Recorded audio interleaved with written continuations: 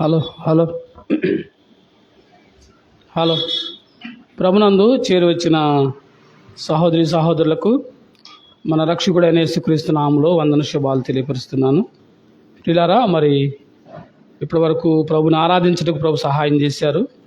కొద్ది నిమిషాలు దేవుని వాక్యాన్ని మనం చదువుకుందాం రండి. మరి కొద్ది సమయంలో త్వరగా నేను ముగించడానికి ప్రయత్నం చేస్తాను. ఎందుకనగా మరి వెంటనే తర్వాత 10:30-11 గంటలకల్లా మనం గాంధీనగర్లో ఉన్న మరి ఆ యొక్క అసెంబ్లీలో వాక్యం చెప్పడానికి వెళ్ళాలి కనుక మరి త్వరగా ముగించడానికి ప్రయత్నం చేస్తాను రండి. నిర్గమాకాండం 17వ అధ్యాయం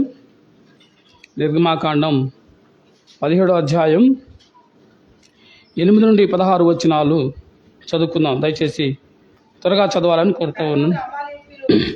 తర్వాత అమాలేకులు వచ్చి రెఫీదీములో ఇశ్రాయేలుతో యుద్ధము చేయగా మోషే యెహోషువతో మన కొరకు మనుషులను ఏర్పరిచి వారిని తీసుకొని బయటికి వెళ్ళి అమాలేకులతో యుద్ధము చేయము. రేపు నేను దేవుని కర్రను చేతపట్టుకొని ఆ కొండ శిఖరం మీద నిలిచెదను. యెహోషువ మోషే తనతో చెప్పినట్లు చేసినను. అమాలేకులతో యుద్ధమాడెను. మోషే అహరోను హూరు అనువారు ఆ కొండ శిఖరమును ఎక్కిరి. మోషే తన చెయ్యి పైకెత్తినప్పుడు ఇశ్రాయేలు గెలిచిరి. మోషే తన చేయి దింపినప్పుడు అమాలేకీలు గెలిచిరి. మోషే చేతులు బరువెక్కగా వారు ఒక రాయి తీసుకొని వచ్చి అతడు దాని మీద కూర్చున్నట్టుకై దాని మీద వేసి అహరోను హూరులు ఒకడు ఈ ప్రక్కను ఒకడు ఆ ప్రక్కను అతని చేతులు ఆదుకొనగా అతని చేతులు సూర్యుడు అస్తమించే వరకు నిలకడగా ఉండెను. అట్లు యెహోషువ కత్తివాడి చేత అమాలేకి రాజును అతని జనులను గెలిచెను. అప్పుడు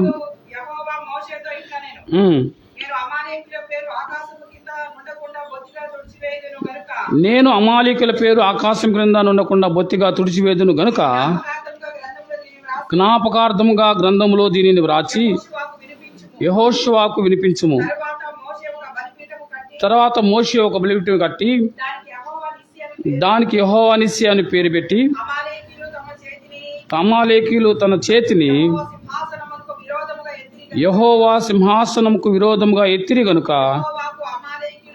యెహోవాకు అమాలేకీలతో తరతరముల వరకు యుద్ధమాయెను. ప్రార్థన చేసుకుందాం. ప్రేమగల తండ్రి, కృపగల దేవ, మీ ఘనమైన నామమునకు వందనాలు. సమయంలో కొద్ది నిమిషాలు ఈ వాక్యాన్ని ధ్యానం చేయుచుండగా నిలబడిన వాడు బలహీనుడు, అల్పుడు.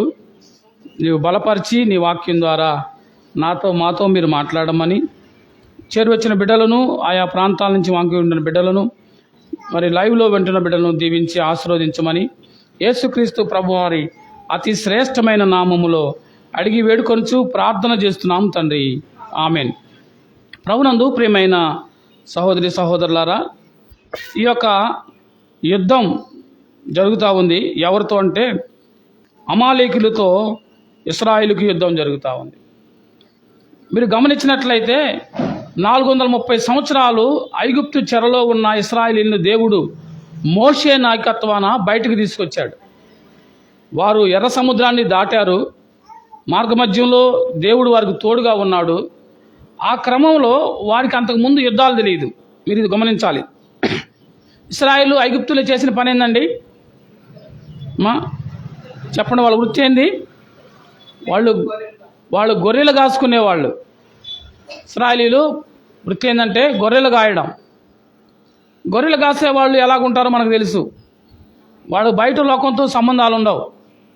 వాళ్ళు ఊరు బయట ఎక్కడో వాళ్ళు ఎండకి వానకి తడుస్తూ ఆ రగ్గు వేసుకొని బయట విషయాలకు సంబంధం లేకుండా వారు ఊరు బయట పొలాల్లో అడవుల్లో పడి తిరుగుతూ ఉంటారు. అతను పెంచడమే, అతను జాగ్రత్త చేయడమే, ఆయన కాయటమే వారి పని. అలాంటి సాధు జంతువులతో స్నేహం కలిగిన వారు సాధు మనుషులుగానే ఉంటారు. వాళ్ళ హృదయం కూడా చాలా సున్నితంగా ఉంటుంది. అలాంటి మనుషులు ఇప్పుడు మొట్టమొదట యుద్ధం చేయాల్సి వచ్చింది. యుద్ధం ఇశ్రాయేలుకు మొట్టమొదటి యుద్ధం.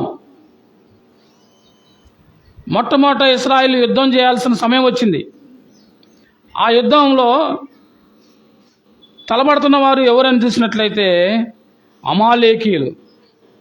ఈ అమాలేకీయులు అనే వారిని గురించి మనం చూస్తే అమాలేకీయులు యెహోవాకు అమాలేకీయులతో తరతరములకు యుద్ధము అని మనం చూస్తాం. వారు దేవుని మీద తిరుగుబాటు చేసే మనుషులు, వాళ్ళు దేవునికి వ్యతిరేకమైన మనుషులు. అమాలేకు దేనికి గుర్తుగా ఉన్నాడు అంటే శరీరానికి గుర్తుగా ఉన్నాడు. శరీరానుసారి అంటే లోకంలో ఉన్న పాపానికి గుర్తుగా ఉన్నాడు, పాపానికి నిలయమై ఉన్నాడు అమాలేకి. అయితే ఈరోజు ఒక అంశాన్ని మీ ముందు ఉంచడానికి ఇష్టపడతా ఉన్నాను. 11వ వచనాన్ని మనం చదువుకుందాం. మోషే తన చెయ్యి పైకెత్తినప్పుడు ఇశ్రాయేలీయులు గెలిచిరి. మోషే తన చెయ్యి దింపినప్పుడు ఈ చెయ్యి పైకెత్తడం, చెయ్యి పైకి కిందకి దించడం దేనికి గుర్తుగా ఉందంటే ప్రార్థన చేయడానికి గుర్తుగా ఉంది. మోషే చేతులు ఎత్తాడు, ప్రార్థన చేశాడు కాబట్టి మనం కూడా చేతులు ఎత్దామా అనుకోకండి అమ్మా. ఇలాంటి విచిత్రమైన చేష్టలు లోకంలో జరుగుతున్నాయి. పాత నిబంధనలో లిటరల్గా చాలా చేశారు వాళ్ళు. ఉపవాసం అంటే వాళ్ళు గోనె పట్ట కట్టుకున్నారు, బూడిదలో కూర్చున్నారు. మరి ఇప్పుడు కూర్చున్నారా? అవి చేయరు. వాళ్ళకి అవసరమైనవి, వాళ్ళకి నచ్చినవి కొంతమంది చేస్తున్నారు లోకంలో. వాళ్ళ జోలి మనకు వద్దు. కానీ వాక్యానుసారంగా మనం నూతన నిబంధన సత్యాలు ఎరిగిన మనం, అపోస్తుల బోధ ద్వారా మనం సంఘంగా ఏర్పడిన మనం, మనకి ప్రభు ఏది ఇచ్చాడో దాన్ని చేద్దాం. ఇచ్చింది చేయడమే కష్టంగా ఉంటే ఈయనది ఎందుకు మనకి కదా? మోషే చేతులెత్తి ప్రార్థన చేశాడు. మోషే చేతులు ఎత్తడం ప్రార్థనకు గుర్తుగా ఉంది. చేతులు దించడం ప్రార్థన ఆగిపోవడానికి గుర్తుగా ఉంది.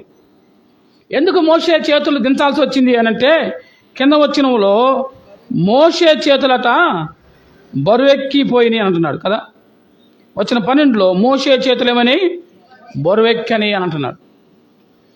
ఈ క్రమంలో మనం గమనించాలి, అమాలేకీయులతో డైరెక్ట్గా యుద్ధం చేయొచ్చు, కానీ ఎందుకు చేయలేదు అని అంటే ఆ అమాలేకీయులు చాలా ప్రమాదకరమైన వాళ్ళు. వాళ్ళు యెహోవాతో తరతరములు యుద్ధం చేయడానికి సిద్ధపడిన వాళ్ళు, దేవునికి వ్యతిరేకమైన ప్రజలు వాళ్ళు.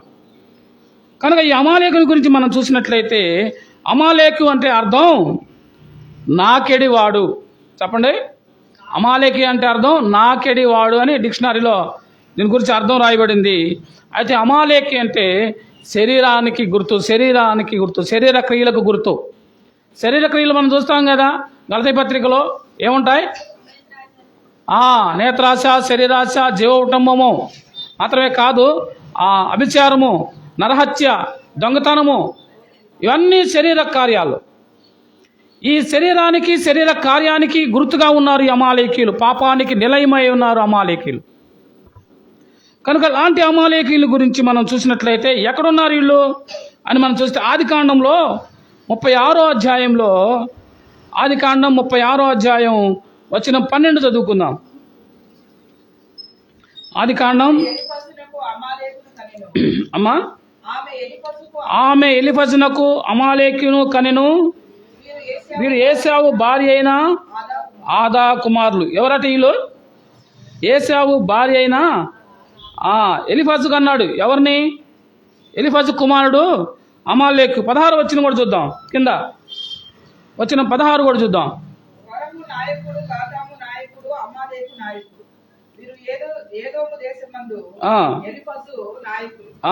చాలండి. ఎదోము దేశంలో ఉన్నవారు వీళ్ళు, ఎదోమీయులు. ఎదోము దేశంలో నాయకుడిగా ఉన్నవాడు ఈ యొక్క అమాలేకు. ఈ అమాలేకు అనేవాడు ఎవరు అనే వచ్చిన 12లో మనం చూస్తే ఇతను ఏశావు కుమారుడైన ఎలీఫజు ఉపపత్ని కొడుకు. ఏశావు తెలుసు కదా, యాకోబు ఏశావులు గుర్తున్నారు కదా. ఏశావు తన జ్యేష్ఠత్వాన్ని కోల్పోయినవాడు కదా. ఏశావు అంటూ భ్రష్టుడైనను వ్యభిచారి అయినను మీలో కలడేమో జాగ్రత్తగా పరిశీలించి తెలుసుకొని నేను ఎబ్రీ పత్రికలో మనం చూస్తాం. ఏశావు భ్రష్టుడు అని అంటున్నాడు, ఏశావు వ్యభిచారి అని అంటున్నాడు. ఏశావు దేవుడిచ్చిన ఆ గొప్ప ధన్యతను, ఆ జ్యేష్ఠత్వాన్ని, ఒక్క పూట కూటి కొరకు తన జ్యేష్ఠత్వాన్ని అమ్ముకున్న ఏశావు వంటి వ్యభిచారి భ్రష్టుడు మీలో కలడేమో చూసుకోండి అని అంటున్నాడు. అలాంటి ఏశావు యొక్క కుమారుడే ఎలీఫజు. ఈ ఎలీఫజు కుమారుడు అనుకుంటే ఎలీఫజు కూడా ఎలా పుట్టాడంటే ఉపపత్ని ద్వారా పుట్టిన వాడే అమాలేకు. మనం అర్థం చేసుకోవాలి కదా. ఈ అమాలేకుని గురించి మనం కొంచెం పూర్తిగా వెళ్ళి చూసినట్లయితే సంఖ్యాకాండంలో 24వ అధ్యాయం 20 వచనం చూద్దాం. సంఖ్యాకాండం 24వ అధ్యాయం 20 వచనాన్ని చదువుకుందాం. మరియు అతడు అమాలేకీల వైపు చూచి ఉపమాన రీతిగా ఇట్లా, నేను అమాలేకి అన్యులు మొదలుకొని వారి అంతము నిత్య నాశనమే అని అన్నాడు కదా. చాలండి. అమాలేకు వైపు చూచి ఉపమాన రీతిగా ఇట్లా, అమాలేకు అన్ని జనములకు మొదలు అన్నాడు. అన్ని జనులకు మొదలు అని అన్నాడు కదా. అన్యులు అనగా ఎవరు?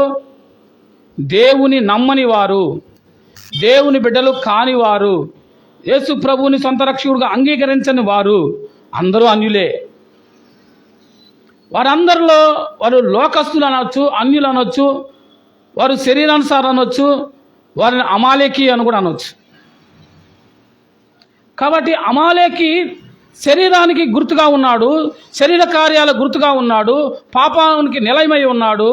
కనుక ముఖ్యంగా మనం చూస్తే యెహోవాకు వ్యతిరేకై ఉన్నాడు, దేవుని యొక్క వ్యతిరేకి అయి ఉన్నాడు. అంటే దేవుని బిడ్డలకు కూడా ఇతను ఏం చేస్తాడు?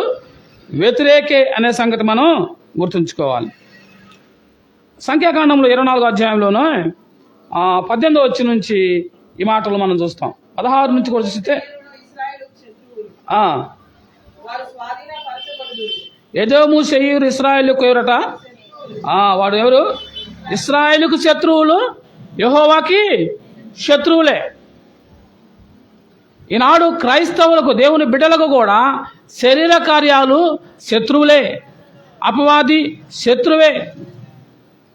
కనుక అవి మనలో ఉండకుండా చూసుకోవాల్సిన బాధ్యత మన మీద ఉంది. అవి ఉంటే, అవి ఉన్నవారికి ఏం పేరు పెట్టాడు? అమాలేకు కదా. ఏసావు గురించి భ్రష్టత్వం, భ్రష్టుడు అని అంటున్నాడు, వ్యభిచారి అని రాయబడింది. ఎంత బాధాకరం అండి, ఆలోచన చేశారా? కనుక ఈ రెండిటికి ఎప్పుడు కూడా పొంతు కుదరదు. విశ్వాసి లోకంతో సహవాసం కుదరదు, దేవుని బిడ్డకు అపవాదితో స్నేహం కుదరదు, శారీరక కార్యాలు విశ్వాసికి తగినవి కావు. ఈ సంగతి మనం గుర్తుంచుకోవాలి కదా. అమాలేకి అన్ని జనులకు మొదలుగా ఉన్నట్లుగా మనం చూస్తాం కదా. దాన్ని నిర్మూలన చేయాలి. సమూయేలు మొదటి గ్రంథం 15వ అధ్యాయంలో, సమూయేలు మొదటి గ్రంథం 15వ అధ్యాయం 1వ వచనం నుంచి 3వ వచనాలు చదువుకుందాం. సమూయేలు ఒకానొక దినమున సమూయేలు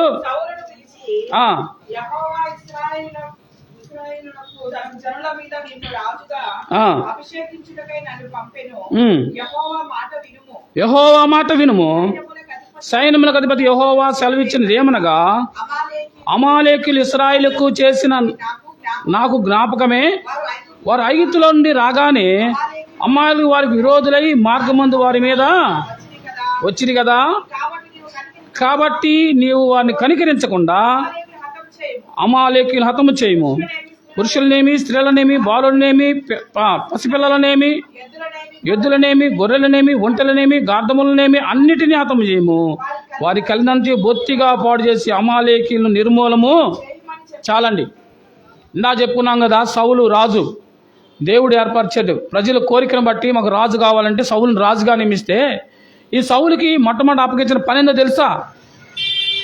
అమాలేకి అనేవాళ్ళు మీ పూర్వీకులైన ఇశ్రాయేలీయులు ఐగుప్తు నుండి బయలుదేరి వస్తుంటే వారిని మార్గ మధ్యంలోనే నిర్మూలన చేయడానికి, యుద్ధమే తెలియని వారికి, యుద్ధమే చేయని వారికి, సాధు స్వభావం కలిగిన గొర్రెలు కాసుకునే వారిని హఠాత్తుగా వచ్చి పడి యుద్ధం చేయమంటారు. యుద్ధానికి వచ్చారు. మార్గ మధ్యంలో నిర్మూలన చేయాలని అనుకున్నవారు ఆలోచన చేస్తున్నారా? ఈ అమాలేకీలు దేవుని ప్రజలు ఏం చేయాలనుకుంటున్నారట? మార్గ మధ్యలోనే అంతం చేయాలనుకుంటున్నారు. నా మాట జాగ్రత్తగా వినాలి. మార్గ మధ్యంలోనే అంతం చేయాలి, చంపేయాలి అనుకుంటున్నారు. కనుక అలాంటి వారిని ఏం చేయాలి అనంటే, ఓ సౌలు, నీవు వారిని పూర్తిగా నిర్మూలన చేయి. దేనిని కనికరించొద్దు. వాళ్ళ పశువులను కనికరించొద్దు కదా, వాళ్ళ పిల్లలను కనికరించొద్దు, వాళ్ళ గొర్రెలను కనిపించు, వాళ్ళ గార్ధమాలను కనికరించు. పూర్తిగా కదా అన్నిటినీ హతం చేయమని చెప్తా ఉన్నాడు సమూయేలు సౌలుకి. అయితే ఏం చేయాలి? సౌలు చెప్పినట్టు చేయాలా లేదా? ఏమ్మా, చేయాలా లేదా? అయితే వచ్చిన 7 నుంచి చూద్దాం. ఇదే 15 అధ్యాయంలో వచ్చిన తర్వాత సౌలు అమాలేకీయులను హవీలా నుండి ఐగుప్తుని ఒక మార్గంలో ఉన్న షూరు వరకు తరిమి హతము చేసి అమాలేకీయుల రాజు అగగును ప్రాణంతో పట్టుకొని జనందరినీ కత్తి చేత నిర్మూలము చేసిన సౌలు జనులు కూడి అగగును గొర్రెల్లోను ఎడ్లలోను క్రొవ్విన గొర్రె పిల్లలు మొదలైన వాటిలో మంచి వాటిని నిర్మూలన చేయక కడ నుంచి పనికిరాని పశువులను అన్నిటినీ నిర్మూలన చేశాను. తర్వాత వచ్చిన చదవండి. అప్పుడు యెహోవాకు సమూయేలుకు ప్రత్యక్షమై ఇలాగా, సౌలు నన్ను అనుసరింపక వెనుక తీసి నా ఆజ్ఞలను గైకొనకైపోయాను కనుక అతని రాజుగా నిర్ణయించేందుకు నేను పశ్చాత్తాపడుచున్నాను. అందుకు సమూయేలు కోపాసుడై రాత్రంతా యెహోవాకు మొరపెట్టడమా. ఈ సంగతి మనం గమనించినట్లయితే సౌలుకు దేవుడు అప్పగించిన బాధ్యత ఏంటంటే, ఇదిగో ఈ అమాలీకి అనేవాళ్ళు మీ పితరులైన ఇశ్రాయేలీయుల్ని మార్గమధ్యంలో వచ్చేటప్పుడు నిర్మూలన చేయాలని చూసిన వారు, వారితో యుద్ధం చేసిన వారు ఇశ్రాయేలుకు శత్రువులు, నాకును శత్రువులే. కనుక వారిని ఏం చేయాలంటే సంపూర్తిగా నిర్మూలన చేయమంటే ఈ సౌలు ఏం చేస్తున్నాడట? వాళ్ళ రాజుని దాచిపెట్టేశాడు కదా, వాళ్ళ పశువులను దాచిపెట్టేశాడు, వాళ్ళ ఎడ్లను దాచిపెట్టాడు, వాళ్ళ గొర్రెలను దాచిపెట్టాడు, మంచి వాటిని అన్నీ దాచిపెట్టి ఎలాంటి వాటిని పనికిరాని నీచ పశువులంటే నిర్మూలన చేశాడట కదా. మంచి వాటిని దాచిపెడితే ఏం చేస్తాయి? అవి బలం పొందుకొని చక్కగా తర్వాత తన ప్రజలకు ఇబ్బంది కలుగుతా లేదా? మంచి వాటిని దాచిపెట్టుకున్నాడు, రాజునే వదిలిపెట్టాడు కదా. ఎంత ప్రమాదం! అపవాదిని విడిచిపెట్టి వాడి సమూహాన్ని, వాళ్ళకి సంబంధించిన ప్రజలను ఒక సంగతి మీరు గుర్తుంచుకోవాలి. చాలామంది దయ్యం పట్టిన వారిని ఏం చేస్తారంటే చీపురు తీసుకొని చెప్పు తీసుకొని తెక్కొడతారు. దయ్యం పోయిన తర్వాత వాళ్ళ పరిస్థితి ఏంది?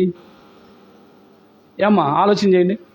దయ్యం పోయిన తర్వాత వాళ్ళకి ఎముకలు ఇరిగిపోతాయి కదా. అలాగుందా బైబిల్లో? యేసు ప్రభు ఎక్కడైనా దయ్యం పట్టిన వారిని కొట్టాడా? అపోస్తులు ఎవరైనా కొట్టారా? చెప్పండి. చాలా దయ్యం పట్టారు. 2000 దయ్యాలు పడితే ప్రభు ఆజ్ఞాపిస్తే అవి 11 మందిలోకి వెళ్ళినాయి కదా. పేతురు ఆజ్ఞాపిస్తే స్వస్థత పొందుకున్నారు. మనుషులు కల్పించిన వింత కార్యాలు ఇవన్నీ. ఆలోచన చేశారా? పశువులను కొట్టినట్టు కొడతారండి. మీరు గమనించారో లేదో, నేను చిన్నప్పుడు ఒక దగ్గరికి వెళ్ళేవాడిని, దాని పేరు నేను చెప్పను, ఒక తోట అది. అక్కడ ఆ మందిరం వెనకాల అచ్చంగా అదే పని చేస్తూ ఉంటారు అయ్యగారులు. చీపురు తీసుకొని బాధపడేస్తూ ఉంటారు పాపం. చిన్నతనం చూసాను. అలా చేయకూడదు కదా. వాళ్ళని కొడితే ప్రయోజనం ఏముంది? ఏం చేయాలా? అపవాదిని ఎదిరించండి, వాడు మీ వద్ద నుండి పారిపోతాడు అంతే. ఇక్కడ ఏం చేయాలనంటే, ఇక్కడ అమాలేకి రాజునే ముందు నిర్మూలన చేయాల్సి అయితే ఏం చేశాడు? రాజు నుండి ఇచ్చాడు సౌలు. ఇప్పుడు దేవుడు మాట్లాడుతున్నాడు సమూయేలుతో. ఏమన్నాడు చూడండి. తర్వాత 10-11 వచనాల్లో యెహోవాకు సమూయేలుకు ప్రత్యక్షమై సౌలు నన్ను అనుసరింపక వెనుక తీసి నా ఆజ్ఞలను కనుకోపోయిన కనుక అతని రాజుగా తీసేస్తాను. సౌలు ఏ వ్యక్తినైతే నిర్మూలన చేయమన్నాడో వాటన్నిటినీ శ్రేష్టమైన దాన్ని ఉంచాడు. దానివల్ల ఎందుకు దేవుడు తీసేయమంటున్నాడంటే అది ప్రమాదం, అది దేవుని బిడ్డలకు ప్రమాదం, ఇశ్రాయేలుకు అమాలేకులు ప్రమాదం. కనుక వాళ్ళ నిర్మూలన చేస్తే మీరు ప్రశాంతంగా ఉంటారు కదా. అపవాదిని తోలివేస్తే మనం విశ్వాసం ఎలా ఉంటే విశ్వాసం ప్రశాంతంగా ఉంటారు. అపవాదిని ఏం చేయాలా? ఎదిరించండి, గద్దించండి, వాడిని తోలివేయండి కదా అంటున్నాడు ప్రభు. ఒకనొక సందర్భంలో యేసు ప్రభు దగ్గరికి అపవాది పట్టిన అమ్మాయిని తీసుకొని వచ్చింది వాళ్ళ తల్లిగారు. శిష్యులు వాళ్ళని పోగొట్టలేకపోయారు. ప్రభు దగ్గరికి తీసుకురావడం జరిగింది. ఆయన ఆ అపవాదిని తోలేసి బాగు చేసిన తర్వాత శిష్యులు అడిగితే, ప్రభా మేమెందుకు తోలేకపోయాం, మేమెందుకు వాటిని ఎదిరించలేకపోయామంటే మీకు ప్రార్థన తక్కువైంది, ఉపవాస ప్రార్థన చేసి శక్తిని పొందుకుంటే పారిపోతుంది అన్నాడు. ప్రార్థన అనేది చాలా ప్రాముఖ్యం. అపవాదిని ఎదిరించడం కదా, ఎవరు పడితే వాళ్ళు ఎదిరిస్తే ఏమైంది, వాడు తిరగబడతాడు కదా. బైబిల్లో అపోస్తుల పేరు చెప్పి మేము కూడా ప్రవక్తలే అని చెప్పి ఒక ఇద్దరు బయలుదేరారు అపవాదిని ఎదిరించడానికి. మేము కూడా దెయ్యాలు ఎదగొడతామంటే నాకు పౌలు తెలుసు, యేసు తెలుసు, మీరెవరు రాని వాళ్ళని బట్టలు ఇప్పి తరుముకుందంట. అర్థమైందా? నా మాటలు మీకు అర్థమవుతున్నాయా? జాగ్రత్త ప్రియవిశ్వాసి. శిష్యుల వల్ల కూడా కాలేదు, వాళ్ళు అపవాదిని ఎదిరించలేకపోయారు, తోలివేయలేకపోయారు, సాతాన్ని యొక్క అపవాదిని వదిలించలేకపోతే ప్రభు దగ్గరికి వచ్చి అడుగుతున్నాయా, మేము నీ శిష్యులం కదా, మా వల్ల కాలేదు ఏంటంటే మీరు ఉపవాస ప్రార్థన చేసే శక్తిని, మీరు ప్రార్థన లేదు మీకు అని అంటున్నాడు కదా. ఇప్పుడు అన్నాడు సౌలు ఏం చేశాడు, అగాగీయుడిని ఆ రాజుని ఉంచాడు, మాత్రమే కాదు శ్రేష్టమైన వాటిని ఉంచాడు. ఇప్పుడు వారు ఉంచడం ద్వారా వచ్చిన ప్రమాదం ఏందో తెలుసా? మీరు జాగ్రత్తగా గుర్తు. ఈ అమాలేకి శరీరానికి గుర్తుగా ఉన్నాడు, శరీర కార్యానికి గుర్తుగా ఉన్నాడు. నూతన నిబంధన విశ్వాసులైన మనకు లోకములో ఉన్న ఆ శరీర కార్యాలన్నీ కూడా మన శత్రువులు. ఈ నేత్రాశ, జీవటమము కదా, ఇవన్నీ కూడా ఇవి శరీర కార్యాలు. గలతీ పత్రికలో మనం చూస్తారు. వ్యభిచారము, నరహత్య, దొంగతనము, అబద్ధాలు, ఇవన్నీ కూడా శరీర కార్యాలు. వాటిని మనం ఏం చేయాలా? సంపూర్తిగా నిర్మూలన చేయాలి, చంపేసేయాలి, తీసేసేయాలి, అంతే. అవి విశ్వాసులు ఉండటానికి వీలు లేదు. ఈ అమాలేకు ఉండడం ద్వారా, అగగును సౌలు ఉంచడం ద్వారా వచ్చే నష్టమేందో తెలుసా? రండి ఎస్తేరు గ్రంథంలో 3వ అధ్యాయం 1వ వచనం చూద్దాం. ఎస్తేరు గ్రంథం ఏబు పక్కన ఉంటుంది, ఎజ్రా, నెహెమ్యా, ఎస్తేరు. ఎస్తేరు గ్రంథం 3వ అధ్యాయం 1వ వచనం చదువుకుందాం.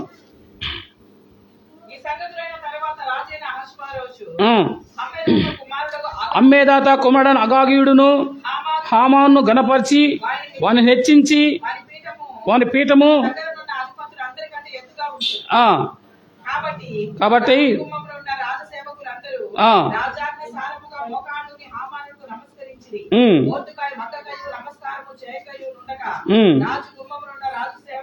చాలండి. మీరు జాగ్రత్తగా ఇది మనం గత పాఠంలో ధ్యానం చేసిందే అంశాన్ని బట్టి తీసుకుంటా ఉన్నాను. ఇప్పుడు అక్కడ సౌలు విడిచిపెట్టాడే అగగు అమాలేకి.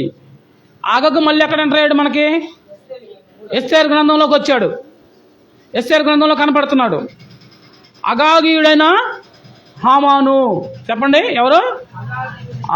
అమాలేకి సంతతికి చెందినవాడు ఈ హామాను.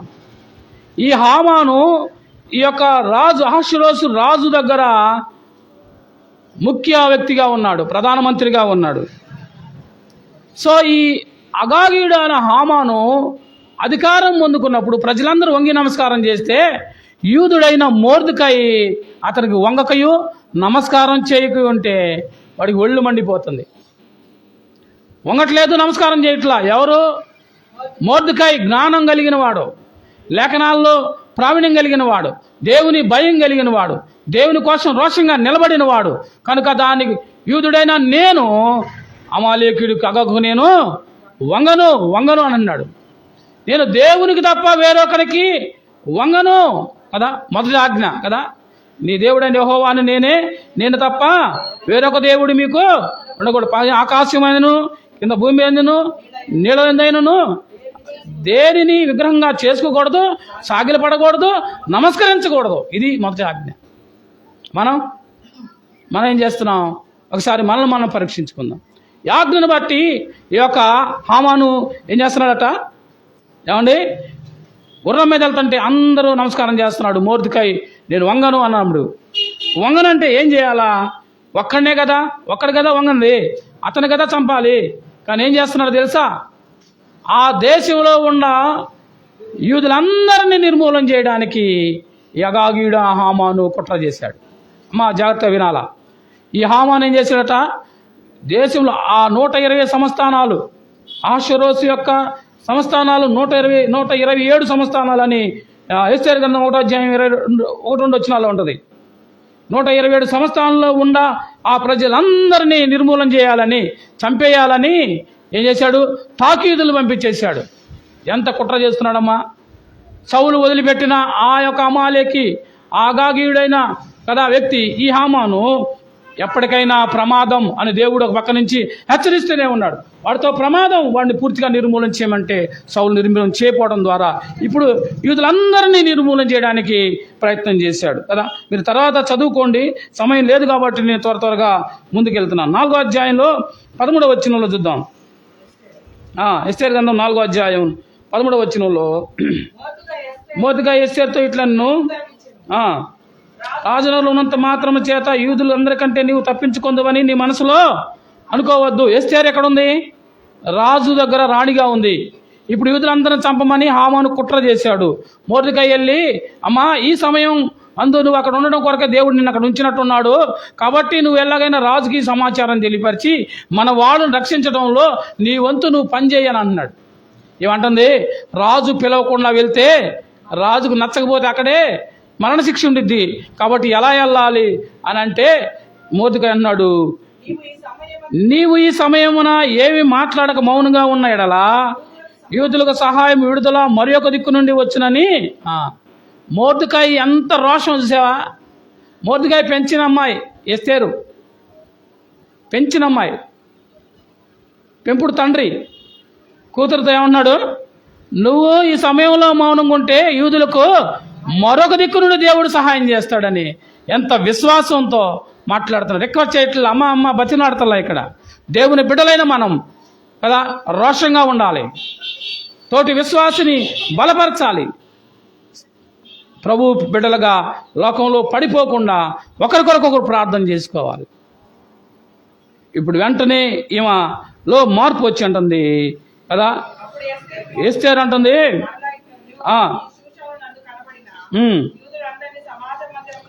ఏం చెప్తుందంటే వీళ్ళందరిని పిలిచి నా నిమిత్తము 3 దినాలు ఉపవాసం ఉండి అన్నపానాలు చేయకుండా నేనును నా పనికత్తెలను ఉపవాసం ఉంటాము, ప్రార్థన చేస్తాము అని చెప్పి వచ్చిన 17 అంటుంది. 16 చివరిలో నేను నశించదను అని అంటాను కదా. నేను చనిపోయినా పర్వాలేదు, నేను దేవునికి ప్రార్థన చేసుకొని నేను వెళ్తాను రాజు దగ్గరికి అని వెళ్ళింది. వెళ్తే ఆ తర్వాత వెళ్ళిన తర్వాత రాజు ఆమెను చూడంగలే ఆమె ఉపవాస ప్రార్థన చేసుకొని వెళ్ళింది. ఆమె కోసం యూదులందరూ ప్రార్థన చేశారు. వెళ్ళంగలే రాజుకి ఆమెను చూడంగలే సంతోషం కలిగింది. చెప్పకుండా వచ్చినందుకు వాస్తవంగా ఈ అహష్వేరోషు కొంచెం తెక్క ఉంది. ఫుల్గా తాగి సంస్థానంలో రాజులందరిని పిలిచి, అంతకుముందు అసలు భార్య ఉన్నప్పుడు భార్యని పిలిచి వాళ్ళ ముందు రమ్మంటే ఆమె రాలా.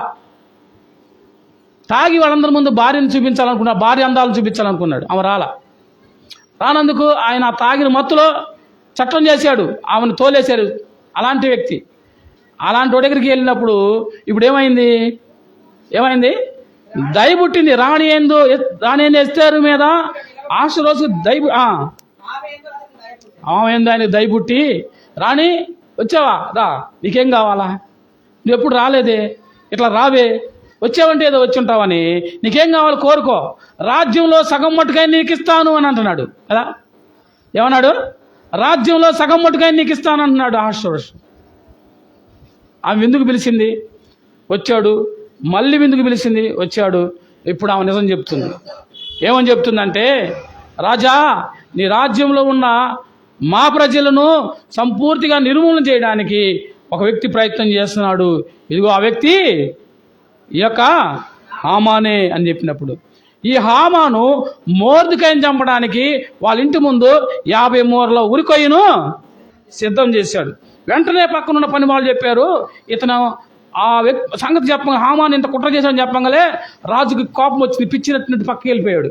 వచ్చేలేకే ఆమె కూర్చున్నది కదా, ఆమె కాళ్ళ మీద పడి ఆమె ఒళ్ళో తలబెట్టుకొని ఏడుస్తున్నాడు, అమ్మ కాపాడు అంటున్నాడు. వెంటనే వచ్చి చూశాడు, నా ముందే నా రాణిని ముట్టుకుంటావా అని వెంటనే ఇతను తీసుకెళ్ళి ఉరి ఎక్కించారు.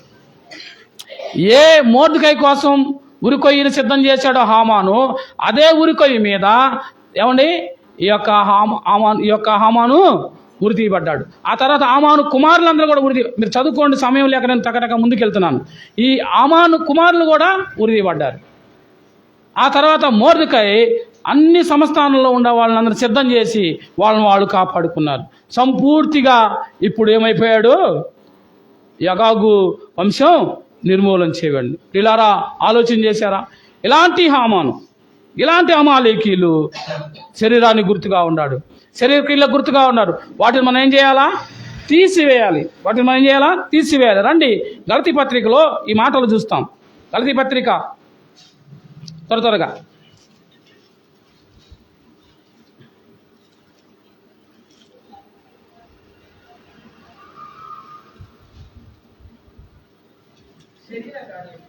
శరీర కార్యాలు ఏమనగా చదవండి.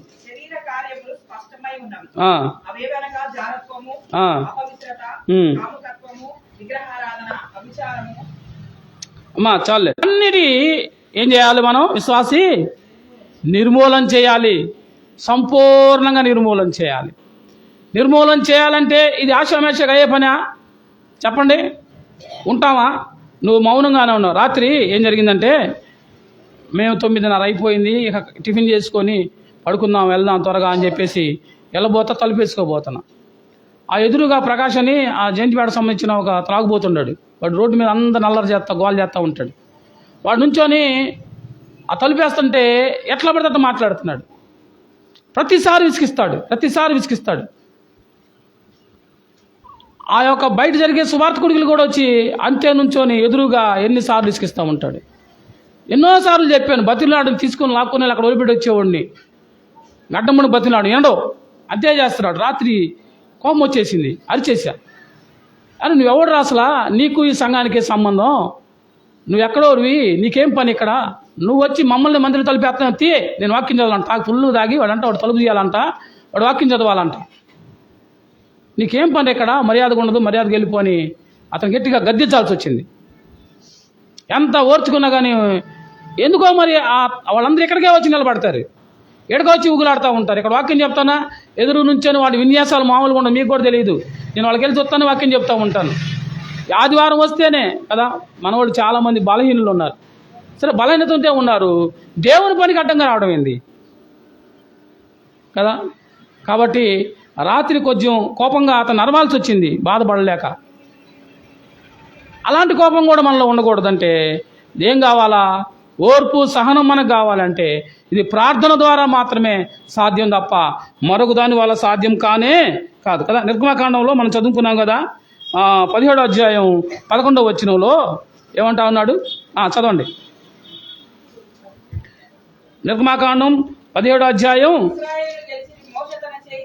మోషే తన చేతులు ఎత్తినప్పుడు ఇశ్రాయేలు గెలిచిరి. మోషే ఏం చేశాడట? అది ఇప్పుడు మోషే తన చెయ్యిని ఎత్తాడు కదా, అంటే ప్రార్థన చేస్తూ ఉన్నాడు కదా.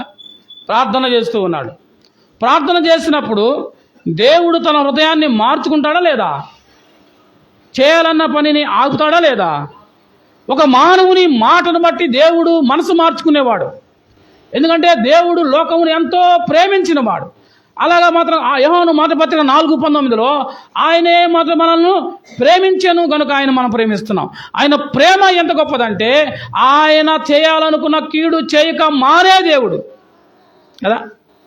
నినివే పట్టణస్థులు యొక్క ఆ స్థితి ఘోరమైంది కనుక ఆ పట్టణానికి దుర్గతి కలిగిద్దని యోనాను ప్రకటిస్తే దేవుడు వారి హృదయాలు మారి, వాళ్ళ పద్ధతి మారి, వాళ్ళ యొక్క మనసు మారి, వాళ్ళు రాజు సైతం గోని పట్ట కట్టుకొని బుడిదలో కూర్చొని, పశువులు సైతం ఉపవాసం ఉండి దేవునికి ప్రార్థన చేస్తే దేవుడు ఏం చెప్పాడు? ఆయన చేయాలన్న కీడు చేయక మానెను అనే మాట చూస్తాం. మానేడా లేదా? 40 రోజుల్లో ఆ దేశం మొత్తం, ఆ యొక్క నిన్నే పట్టణం మొత్తం నాశనం చేస్తానని చెప్పాడు. ఇప్పుడు ఏం చేశాడు? దాన్ని మానుకున్నాడా లేదా? ప్రార్థన ద్వారా మానుకుంటాడు. అమ్మ మీరు వినాలా, ఈ నినివే పట్టణస్తులు ఎవరు అని అంటే అన్యులు, దేవుని నమ్మిన వాళ్ళు కాదు. అంటే మన దేవుడు ఎంత గొప్పడో చూడు. మన దేవుడు అన్యులు ప్రార్థన వింటాడు, నమ్మని వారి ప్రార్థన వింటాడు, వ్యభిచారుల ప్రార్థన వింటాడు, దొంగల ప్రార్థన వింటాడు, తాగుబోతుల ప్రార్థన వింటాడు కదా. నువ్వెంత ఘోర పాపివైనా సరే ఆయన వద్దకు వచ్చి దేవా నన్ను కరుణించమంటే ఆయన కరుణించి కాపాడే దేవుడు. ఆయన ఎంత కృపగలవాడు. నినివే పట్టణస్తులు ఉపవాసం ఉండి ప్రార్థన చేస్తే వారి మొరవిని వారికి చేయాలన్న కీడు చేయక మానిన దేవుడు కదా. 2వ రాజుల గ్రంథంలో మనం చూస్తాం, 20వ అధ్యాయం 1-7 వచనాల్లో హిజ్కియాని గురించి చూస్తాం. కదా. హిజ్కియా గురించి ఏం చెప్తాడు అని అంటే, హిజ్కియా నీకు నీ దినంలో అయిపోయినాయి, నువ్వు మరణించబోతున్నావు, నీ ఇంటిని చక్కబెట్టుకోమని కబురు వచ్చింది. నీ ఇంటిని చక్కబెట్టుకో అని అన్నాడు. ఇంటిని చక్కబెట్టుకోమంటే ఇప్పుడు హిజ్కియా ఏం చేస్తున్నాడు?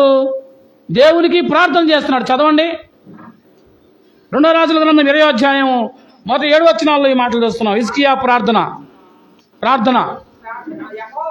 యెహోవా యథార్థ హృదయుడనై సత్యముతో నీ సన్నిధిని నడుచుకున్నాను.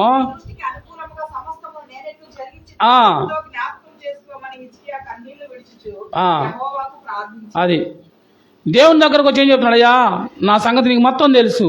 నేను ఎంత యథార్థంగా ఉన్నానో, ఎంత భక్తిగా ఉన్నానో, ఎలా నడుచుకున్నానో నీకే తెలుసు ప్రభువా.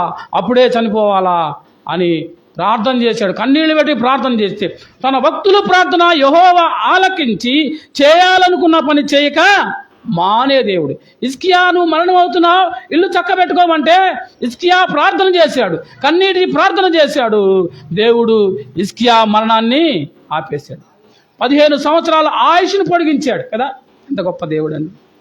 ప్రార్థనకు అంత శక్తి ఉంది. ప్రార్థనతో దేనినైనా జయించగలవచ్చు. శరీర కార్యాలు, అమాలేకైన శరీర కార్యాలు మనలో ఉన్నాయి. వాటిని జయించడానికి శక్తి కేవలం ప్రార్థన మాత్రమే. నీ జీవితంలో ఏదైనా నువ్వు సాధించాలంటే, నీ జీవితంలో ఏ విషయంలో నువ్వు గెలవాలనంటే ప్రార్థనే నీ ఆయుధం అనే సంగతిని గుర్తుంచుకోవాలి. ఇప్పుడు మోషే ప్రార్థన చేస్తున్నాడు కొండపైన. ఎలా ప్రార్థన చేస్తున్నాడంటే, ప్రార్థన చేస్తుంటే చేతులు ఎత్తి ప్రార్థన చేస్తుంటే చేతులు ఏమైపోయినాయి? బరువెక్కిపోయినాయి. బరువు ఎక్కడం దేని గుర్తు కంటే ప్రార్థనలో వచ్చే ఆటంకాలకు గుర్తు. ప్రార్థనలో చేస్తున్నప్పుడు ఎన్ని ఆటంకాలు వస్తాయి? ప్రార్థన చేసేటప్పుడే వస్తాయి ఆటంకాలన్నీ. మనకి ప్రార్థనకు వెళ్ళేటప్పుడే వస్తాయి ఆటంకాలన్నీ. మందిరానికి వెళ్తున్నప్పుడే, అన్ని పనులప్పుడే వస్తాయి. మనం తేల్చుకోలేకపోతాం. ఆ పని ముఖ్యమా, దేవుని పని ముఖ్యమా? ఆ పని ముఖ్యమా, ప్రార్థన ముఖ్యమా? ఆ పని ముఖ్యమా, మందిరం ముఖ్యమా? తేల్చుకోలేని పరిస్థితి, మొహమాటం కదా. అవునంటారా కాదంటారా? ఈ ప్రతిరోజు విశ్వాసకి ఎదురయ్యే ఛాలెంజే. నువ్వు దేన్ని గెలిపిస్తున్నావో యువతకాలం నేను ఆలోచించుకున్నావు. ఈ యొక్క వచ్చి ఎదురయ్యే ఆటంకాలు అమాలేకి గుర్తు, శరీరానికి గుర్తు, శరీర కార్యానికి గుర్తు. మనుషులను సంతోషపెట్టాలి, అప్పుడే బంధువులు వస్తారు. అప్పుడే పిల్లలు లేచి నాకు మాంసం కావాలి, నాకు చికెన్ కావాలి అని అంటారు కదా. అప్పుడే పనులు వస్తాయి. అప్పుడే ఎవరో చనిపోయిన కబురు వస్తుంది, వెళ్ళాలి. అప్పుడే దినాలు ఉంటాయి. అప్పుడే ఆరోగ్యం బాగాలేదు, మిగతా రోజులు చూపించుకో, ఆ రోజే వెళ్తాం. అప్పుడే డాక్టర్ రమ్మన్నారు అంటారు, ఆ రోజే కుదిరింది అంటాం. ఆ రోజే ఇవన్నీ దేనికి గుర్తుగా ఉన్నాయంటే, అమాలేకి మనలో ప్రభావం చూపించడానికి ప్రయత్నం చేస్తున్నాడు. శరీరం మనల్ని బలహీనపరచడానికి. మన ముందేం చేద్దంటే, మరి తప్పదుగా డాక్టర్ గారు ఆదివారమే ఉంటాడంట, వెళ్ళాలి కదా అని మనం ఎక్కడికి వెళ్తున్నాం? హాస్పిటల్కి వెళ్తాం. నువ్వు దేవుని విడిచిపెట్టి హాస్పిటల్కి వెళ్తే, అంటే నేను ఇలా అన్నాను విడిపిలేవద్దు, డాక్టర్ మాత్రమే నయం చేయగలడా నిన్ను?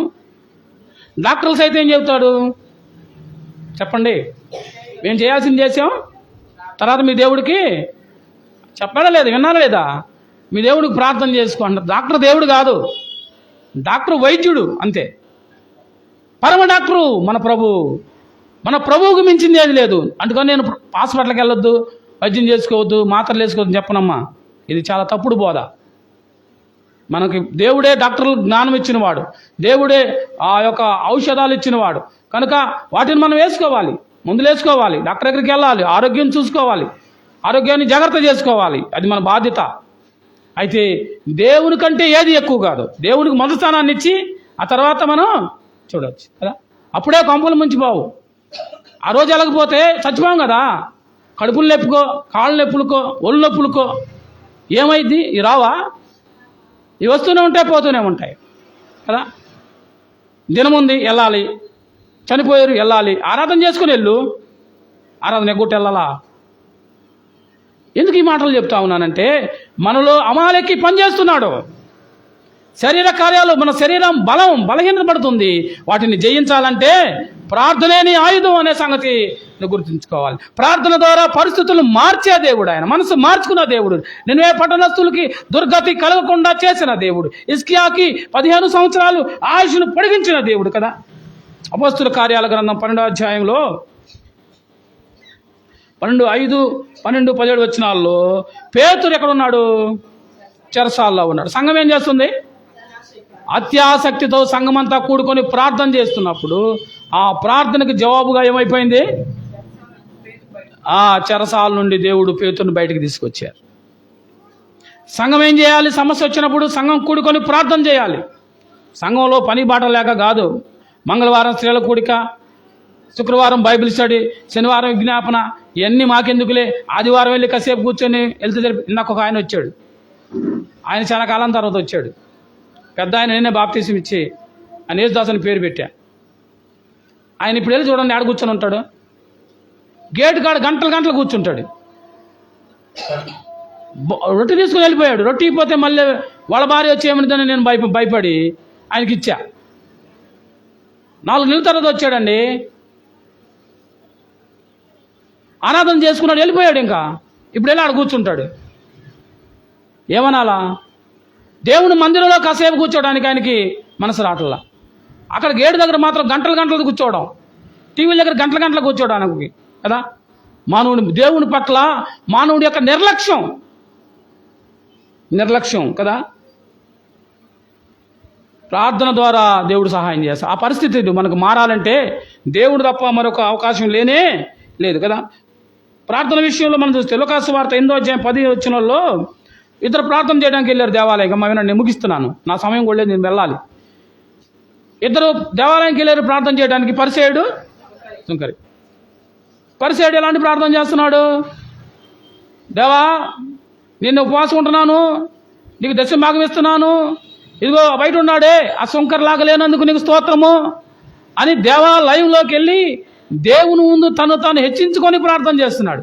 ఇలాంటి ప్రార్థన చేయాలా? బయట ఉన్న సుంకర్ ఏం చేస్తున్నాడు? వాడు తలదించుకొని గుండెలు బాదుకుంటూ ఆకాశం వైపు కళ్ళెత్తి చూడడానికి కూడా నేను అర్హును కాను, పాపినైనా నన్ను కరుణించమని ప్రార్థన చేశాడు. ఇప్పుడు ప్రభు ఏ ప్రార్థన ఆలకిస్తాడు? మీరే నిర్ణయించుకోండి.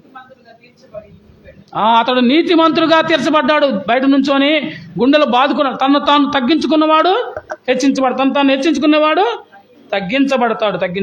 జాగ్రత్త. నిర్గమకాండంలో 17:9-10 వచనాలు యెహోవాయే యుద్ధం చేసెను అని చూస్తాం కదా. ఇందా చదువుకున్నాం కదా. యెహోవాయే వాళ్ళ పక్షాన్ని ఏం చేశాడు? అమాలేకీయులతో యుద్ధం చేసింది యెహోవాది. యుద్ధం యెహోవాదే కదా. యుద్ధం చేస్తున్న కింద ఎవరు చేస్తున్నారు? ఏమండి? యెహోషువ యుద్ధం చేస్తున్నాడు. జాగ్రత్తగా నేను ముగిస్తున్నాను. కింద యెహోషువ యుద్ధం చేస్తున్నాడు కత్తి తీసుకొని, పైన మోషే. ఈ 2 చాలా ప్రాముఖ్యం. ప్రార్థన, వాక్యం మనకి 2 కళ్ళు లాంటివి. ప్రార్థన చేయాలి, వాక్యం కూడా వినాలి, వాక్యాన్ని ధ్యానం చేయాలి, వాక్యాన్ని చదవాలి. ప్రార్థన మాత్రమే కాదు, ప్రార్థన అనేది మనం దేవుడిని అడగడం, వాక్యం అనేది దేవుడు మనతో మాట్లాడడం. ఈ 2 జరిగితేనే కదా పని జరిగేది. దేవుడు మాట్లాడాలా నీతో? మనతో దేవుడు మాట్లాడాలి లేదా? మనం అడుగుతున్నాం, అడిగిన దానికి జవాబు వచ్చిందా లేదా? ఎవరు మాట్లాడతారు? మన ప్రతి ప్రశ్నకు జవాబు దేవుడు వాక్యం ద్వారా ఇస్తాడు. కాబట్టి ఇప్పుడు ఏం చేస్తున్నాడు? కింద కత్తి తీసుకుని యుద్ధం చేయాలా లేదా? పైన ప్రార్థన చేస్తా కూర్చున్నానులే, చచ్చిపోతారు అనుకున్నారా? లేదు. పైన మోషే ప్రార్థన చేస్తున్నాడు, కింద యెహోషువ యుద్ధం చేస్తున్నాడు కదా. యెహోవాయే విజయాన్ని ఇచ్చేవాడు యెహోవాయే. మళ్ళా ఈ సంగతి మనం గుర్తుంచుకోవాలి కదా. వాక్యం గురించి ఎఫెసీ పత్రికలో 6:17-18 వచనాల్లో ఎఫెసీ పత్రికలో దేవుని వాక్యం అనే ఆత్మఖడ్గాన్ని ధరించుకోవాలి. దేవుని వాక్యం అనేది మనకు అది 2 అంచుల వాక్యం అనేది 2 అంచుల ఖడ్గం. దేవుని వాక్యం అనే ఆత్మఖడ్గాన్ని నువ్వేం చేయాలి? నిత్యము నీ వద్ద సిద్ధంగా ఉంచుకోవాలి. ఎందుకంటే ఇదే వాక్యాన్ని పట్టుకొని అపవాది దేవుణ్ణి శోధించాడు. అవునా కదా? మత్తయి సువార్తలో 26-36 వచనాల్లో అని చూస్తాం. ప్రార్థన ఎందుకు చేయాలి అని అంటే 26వ అధ్యాయం మత్తయి సువార్తలో 36-44 వచనాల్లో ఆయన ప్రార్థన చేయడానికి వెళ్ళాడు. ఆయన శిష్యుని తీసుకొని వెళ్ళినప్పుడు 3 సార్లు వచ్చి అడుగుతాడు, ప్రార్థన చేయండి. ఆయన కొద్ది నిమిషాల్లో పట్టబడబోతున్నాడు. ఆయన శ్రమలు రాబోతున్నాయి. ప్రార్థన చేయమంటే వాళ్ళు ఏం చేస్తున్నారు? నిద్రపోతున్నారు కదా. మీరు శోధనలో పడకుండా మెలకుగా ఉండి ప్రార్థనకే ఆటంకాలు శోధనలు వస్తాయి. ప్రార్థన చేసినప్పుడు నిద్ర, మందిరానికి వచ్చినప్పుడు నిద్ర కదా. మిగతా టీవీ మీద కూర్చోండి, సీరియల్ ముందు కూర్చోండి, అబ్బో మన ముఖంలో ఎన్ని రకాల కదా వింత వింతలు కనపడతాయి. నవ్వులు, ఏడుపులు, దుఃఖాలు. ఆ టీవీలో వాళ్ళు ఏం చేస్తే, సీరియల్లో వాళ్ళు ఏం చేస్తే అవన్నీ కదా. మా ఇంటికి వెళ్తే ఒకసారి మేము గుంటూరులో ఉద్యోగం చేస్తున్నాం. ఆదివారం ఒకరోజు సెలవు అయితే మేమిద్దరం పిల్లల్ని తీసుకొని వచ్చాం. ఇంట్లో అందరూ కూర్చొని సీరియల్లో మునిగిపోయారు. మేము అప్పటికే వచ్చి 3-4 నెలలు అవుతుంది. ఇంటికి వచ్చి బ్యాగులు ఆడబడేసి ఎదురుగా నుంచుంటే అది చూసి గమ్మునాడు చూస్తున్నారు అందరూ. నాకు ఎంత బాధగా ఉందో. నేను బండి వేసుకొని 90 కిలోమీటర్ స్పీడ్లో వచ్చే ఇంటికి. ఎవరు నన్ను పడుచుకోవట్లా, పిల్లల్ని కూడా కనీసం పలకరియట్లా. సీరియల్లో మునిగిపోయారు. అయిపోయిన దాకా ఎవరు పట్టించుకోవట్లా. నేను వాళ్ళకి వెళ్ళి సీరియల్కి వెళ్ళి చూస్తున్నా. అయిపోయిన తర్వాత ఆ ఏంద్ర సంగతులు అంటుంది మా అమ్మ. సీరియల్ ప్రమాదకరమైంది, జాగ్రత్త అమ్మ, వద్దు, చాలా ప్రమాదకరమైంది, మనుషుల్ని ఎడిట్ చేస్తుంది. ఇప్పుడు ఆ సీరియల్ కూడా ఎంత అనిద్రంగా ఉండి, అత్తని కోడలు ఎట్ట మోసం చేయాలో, కోడల్ని అత్త ఎట్ట మోసం చేయాలో, భార్యని భర్త ఎట్ట మోసం చేయాలో, భర్తను భార్య ఎట్ట మోసం చేయాలో, ఇవన్నీ కావాలంటే అందులోనే ఉన్నాయి. సీరియల్లో ఒక అమాలేకి, శరీరాన్ని గుర్తు, జాగ్రత్త, దాని జోలికి వెళ్ళకండి, అది చాలా ప్రమాదం. మనకు తెలియకుండానే మన మైండ్ని ఏం చేస్తుందంటే క్రూరత్వంలోకి తీసుకెళ్ళిద్ది.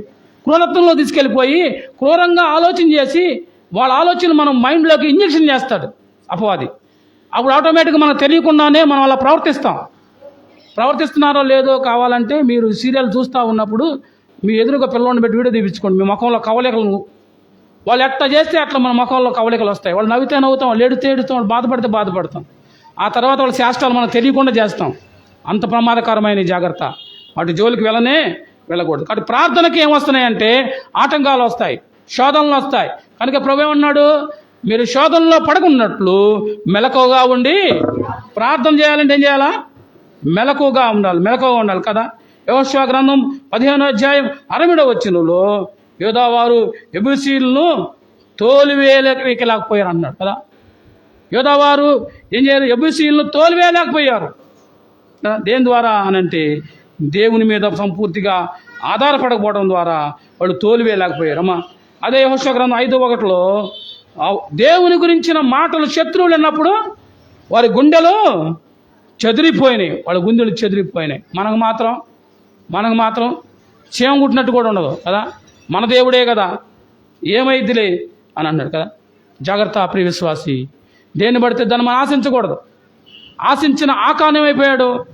శపితమైన దానిని ఆశించాడు.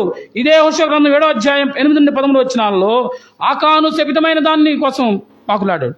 ఏంటి అయ్యి అనంటే షినారు వస్త్రం కదా, ఆ బంగారు కమ్మి, ఆ శపితమైన తీసుకొచ్చుకొని గుడారంలో పాతిపెట్టి దాచిపెట్టుకున్నాడు. శపితమైన దాన్ని ఆశించాడు.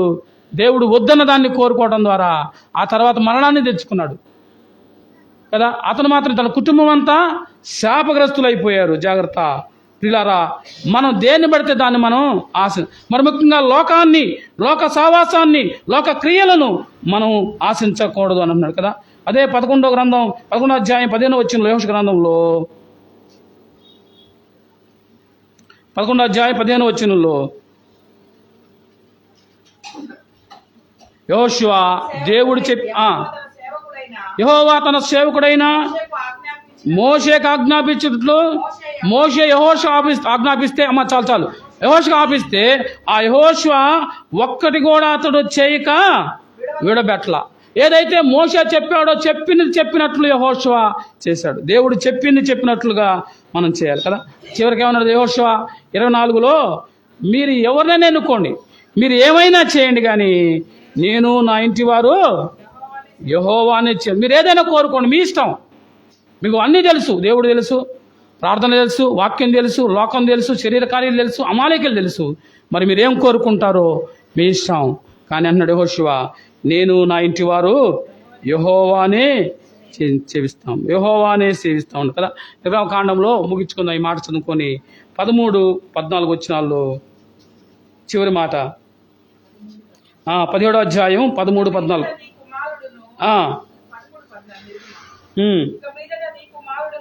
17వ అధ్యాయం 13-14 వచనాల్లో కత్తివా చేత అమాలేకుల రాజ్యం అయిపోయాడు. అది ఇప్పుడు యెహోషువ యుద్ధం చేశాడు, మోషే ప్రార్థన చేశాడు. ఏమైంది? కత్తివాడి చేత అమాలేకీయుల రాజు చనిపోయాడు. మనం కూడా ఏం చేయాలంటే శరీర కార్యాలని దేవుని వాక్యం అనే ఖడ్గం చేత వాటిని నిర్మూలన చేసి దేవుని దగ్గర మనం ఏం చేయాలంటే నమ్మకమైన వారుగా, దేవునికి ఇష్టమైన వారుగా ఉండాలని చెప్తున్నాం. కొరింథీయులకు రాసిన మొదటి పత్రికలో 15:52 చదువుకొని ప్రార్థన చేద్దాం. 15:52 కొరింథీయులకు రాసిన మొదటి పత్రిక 15:52. ఎంతసేపు తీశారు? రోజు చదివేదే కదా. 15:52.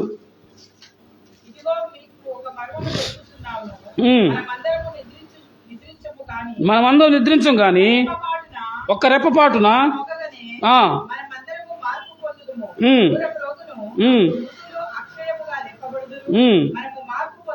మనం ఏంటంటారా? మనము మార్పు పొందము. అక్షయమైన ఈ శరీరము, క్షయమైన ఈ శరీరం అక్షయతను చాలండి. ఆయన రాకడలో ప్రభువును నమ్మిన బిడ్డలు ఏమవుతారట? క్షణకాలంలో మార్పు పొంది సంఘం ఎత్తబడిద్ది కదా. మార్పు అప్పుడు పొందాలంటే, అక్కడ ఎత్తబడాలంటే, ఆ ప్రభుతో ఆ నిత్యరాజ్యంలో ఉండాలంటే ఇక్కడేం చేయాలి చెప్పండి, చెప్పి ప్రార్థన చేద్దాం. ఇక్కడ మనలో ఉన్న శరీర కార్యాలని విడిచిపెట్టాలి. ఆ శరీర కార్యాన్ని గుర్తుకున్న అమాలేకుని సంపూర్తిగా నిర్మూలన చేసినట్లయితే మనం మార్పు చెందుతాం. అప్పుడు ప్రభు రాకడలో మనందరం కూడా ఎత్తబడే గుంపులో ఉంటాం. దేవుడు తన మాటలు దీవించి ఆశీర్వదించునుగాక. ప్రార్థన చేసుకుందాం. తల్ల వంచండి, కళ్ళు మూసుకునండి, ప్రార్థన చేసుకుందాం. దయాళుడు అయిన తండ్రి, నీ ఘనమైన నామమున